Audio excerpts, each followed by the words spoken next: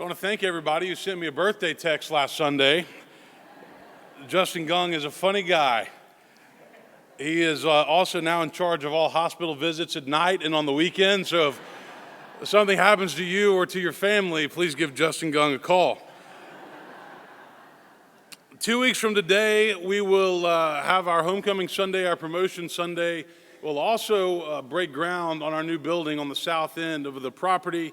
So it'll be a very special day. So I was thinking about that too. If you have any questions, comments, or feedback about that, call or email Justin Gung anytime this week that you'd like. In all seriousness, August 18th will be a great day in the life of our church. Once we start on that project, parking will be more of a challenge. So I remind you, we have Campbell West behind here, and we have the Boy Scouts lot, Caddy Corner. We'll be running shuttles from that, so keep that in mind. It will be a little bit of an inconvenience, but it'll be worth it once we have the additional space. We were in Suwanee last Sunday, and last Sunday was my birthday, and we were going to lunch on Sunday afternoon, and we got to the restaurant about 11:45. My phone had been lit up for the last 2 hours, but I was talking to our waitress, and I asked her, I said, does it get crowded in here on Sundays with the church crowd? And she said, oh yeah, but they're not very fun.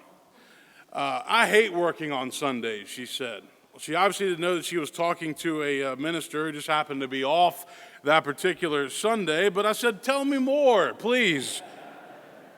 And she said, well, they come in here all dressed up, and they're not very nice. They're demanding, they're impatient, and most of them don't tip very much.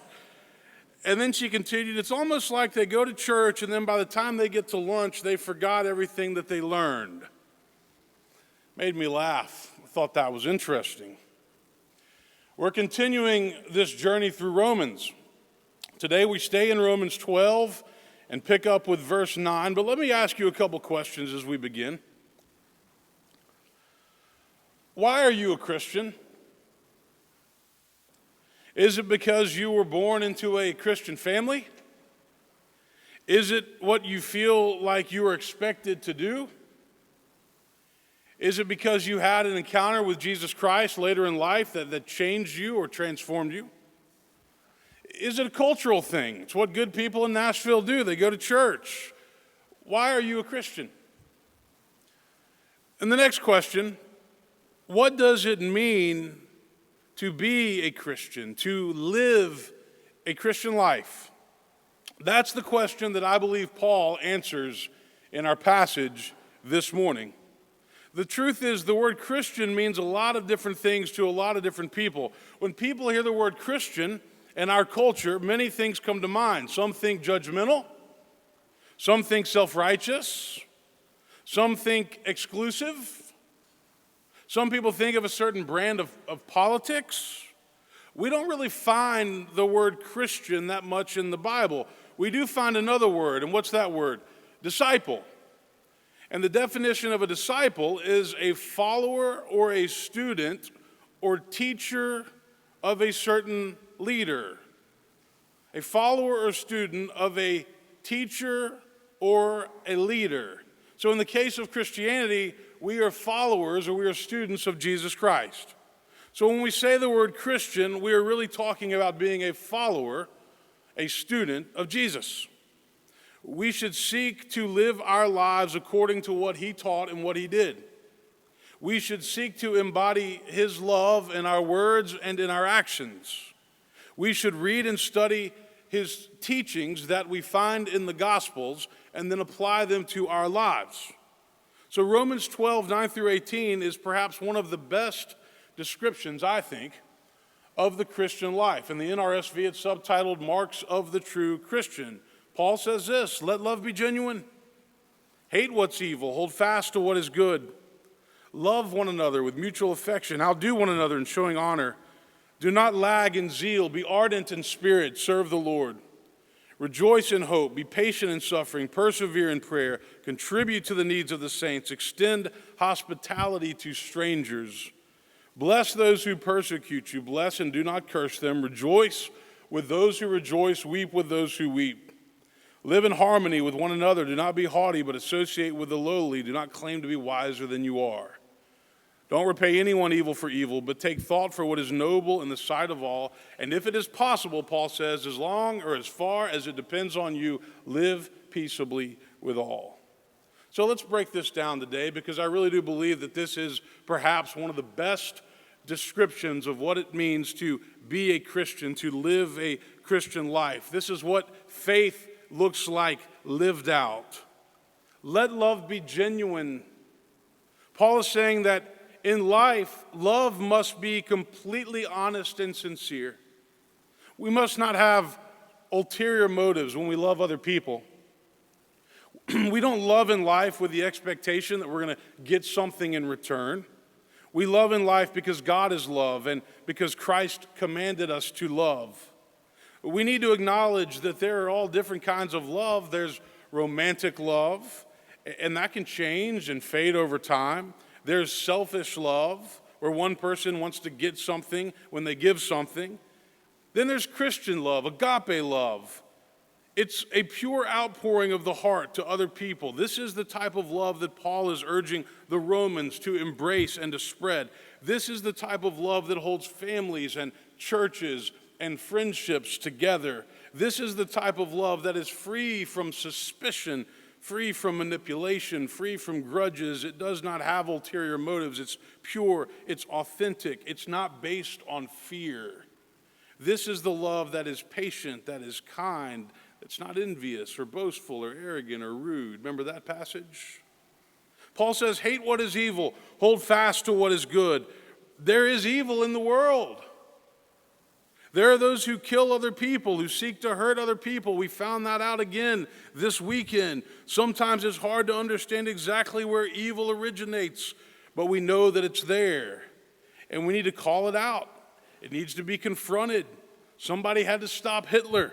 Somebody had to stop Osama bin Laden. Some people need to be locked up because for whatever reason they are a danger to society. All of us have been given the ability in life to choose what we want to focus our time and our attention on, and nobody can make that choice for us. So if we want to look for the bad in life, we'll find it.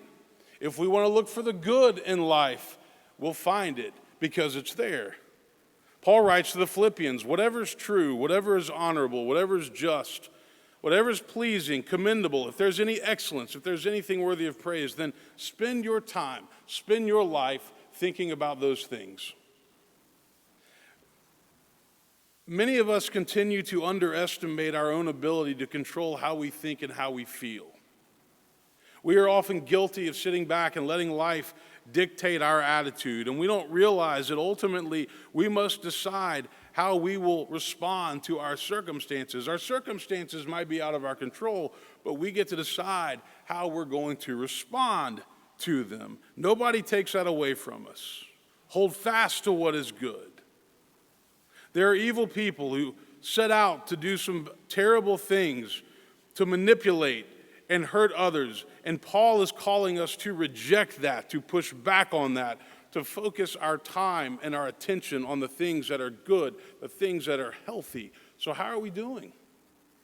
What do you focus your time and your energy on day in and day out? Is it on the good or is it on the bad? Is it on the positive or is it on the negative? Do we let things that have happened in the past control us in the present? We choose our focus. Paul says, love one another in mutual affection, outdo one another in showing honor. You know, love is the glue that holds life together. William Barclay, in his commentary on this passage from Romans, he says this, he says, more than half of the trouble that arises in churches has to do with rights and privileges and prestige. Someone has not been given his or her place. Someone has been neglected or unthanked. The mark of the true Christian has always been humility and service. You're not worried about getting credit for things or being thanked for things. But nobody said humility is easy. We let our egos get in the way. We let our agendas get in the way. We let our past grudges and hurts get in the way. And sometimes we think that if we are humble, we'll get trampled. Humility seems to be at odds with our achievement and success-oriented society and our highly competitive mentality. Our culture does not seem to reward humility, so we have to work hard to find a balance between our passion and our agendas and our ability to just let certain things go. Let them go. And we must do good deeds not to be recognized, but because it is the right thing to do. We may not get thanked. We may not get noticed, but that's okay. Paul says, don't lag in zeal. Be ardent in spirit and go and serve the Lord. You know, I've said this before over the years, but I've always been amazed at how boring some Christians are. And I say that not to be judgmental, but to raise the question that if Christians are called to believe in the gospel, the good news, and to be on fire for Christ, then why do so many Christians have absolutely no energy or passion? Paul is saying that we must not lag in zeal, that we must be ardent in spirit. Some of us need to transition from being what I call Good Friday Christians to Easter Christians. Some of us need to transition from a doom and gloom mindset to one where we are excited and passionate and hopeful and not negative and cynical and determined to drag everybody else down. You know, negative, pessimistic people suck the life out of everybody else. Nobody wants to be around somebody who's always negative and always down. It's exhausting. Now, everybody goes through tough times. Everybody struggles, but the message of Christianity is the message of hope in the face of struggle. Hope in the face of hardship and despair. And we should believe in a God that promises us that the future will be better than the past. We believe in a God that promises us that even death does not have the final say, and that anything that keeps us from fullness of life can be overcome through faith. One person said it this way: we might burn out in life, but we cannot rust out. We have to trust that God will help us bounce back from whatever it is that gets us down, knowing that we have been called to serve a God who is alive and active and who is doing incredible things in this world. And that's exciting, that God is still at work. God is at work in you. God is at work in me. And the world needs people that are full of that energy, that are hopeful, ardent in spirit, excited, thankful to be alive. Paul says, rejoice in hope and be patient in suffering and persevere in prayer. Some of you remember a number of years ago, not too long after I came to Nashville, Conan O'Brien was chosen to succeed Jay Leno on the late night show, the Tonight Show. And Jay Leno had it for many years, and Conan O'Brien had been in New York, and they were trying to pick somebody that would appeal to the younger generations, and Jay Leno wanted to retire and go drive his cars and do his other things, so they picked Conan, and it didn't last very long. Conan's ratings weren't very good. And I remember on the last night of the show, he was speaking to his audience, and he said, you know, some of you, especially you younger folks, will be tempted to be cynical and angry about what's happened here to me at NBC. Don't do it. He said, there's nothing I hate worse than cynicism, and cynicism has never and will never accomplish anything in life. What a powerful statement.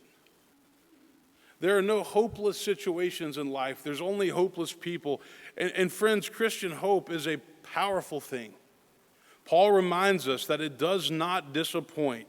Paul is telling the Romans to rejoice in hope, to be patient in suffering, because suffering happens to all of us, but it does not last. In his book, A Grace Disguised, Jerry Sitzer says, life is bigger than loss because God is bigger than loss. We should bear witness to the truth that pain and death do not have the final word. God does. Paul says, contribute to the needs of the saints. Remember, Jesus had more to say about money and possessions and stuff than any other subject because he knew of the dangers. He said, where your treasure is, there your heart will be also. Show me your bank statement, and I'll tell you what your top priorities are in life. Some of us tip God. We come to church and we put whatever we have left from the weekend in the offering plate. It might be less than we tipped the waiter or waitress the night before. All of us have to contribute generously to the needs of the saints. We can't get this new building built without your generous support. Generosity is a hallmark of the Christian life. It's a spiritual discipline. It's a part of living together in the Christian community. Extend hospitality to strangers. There's so many scriptures that talk about how important hospitality is in Christianity. But unfortunately, there are some churches who are often the worst places for welcoming new people. You're in my seat. Been sitting there for 10 years. We're called to welcome strangers and reach out to new people. Christianity is the religion of the open hand and the open heart, the open door. And all of us need to take this seriously, because without it, Christianity has no future. Lastly, later on in the passage, Paul says this, and we'll pick up with this next week. If it is possible, as far as it depends on you, live peaceably with all. Now, there's a key phrase here. So far as it depends on you. There are some people in life who are always looking for a fight. They are antagonistic. They are passive aggressive. They are not happy people. Don't engage with that. Some people are so miserable in life for whatever reason that they go around trying to make everybody else miserable. And conflict gets old and fighting gets old. But some people aren't healthy unless they're in a conflict. They're not happy. There are situations and people in life who need to be confronted, but not every day. Peace is important. Jesus taught peace. Turn the other cheek. Go the extra mile. Forgive. Let things go. But if you're always getting into conflict with other people, then guess who the common denominator is? Our culture needs more peacemakers, and being a peacemaker, I believe, takes intentionality. It's not just indifference or passivity, and we're going to talk more about this next week because this is such an important part of this passage. But I challenge you this week, as you reflect on Romans 12, to think about how you can be a peacemaker in this world. At home, in your marriage, in your family, at work, in the community. How can you be a peacemaker? How can you spread the peace of Christ to the people around you? Let me close with that famous prayer of St. Francis. Lord, make me an instrument of your peace. Where there is hatred, let me sow love. Where there is injury, pardon. Where there is doubt, faith. Where there is despair, hope. Where there is darkness, light. Where there is sadness, joy. O divine Master, grant that I may not so much seek to be consoled as to console, to be understood as to understand, to be loved as to love. For it is in giving that we receive. It is in pardoning that we are pardoned. And it is in dying that we are born to eternal life. Amen.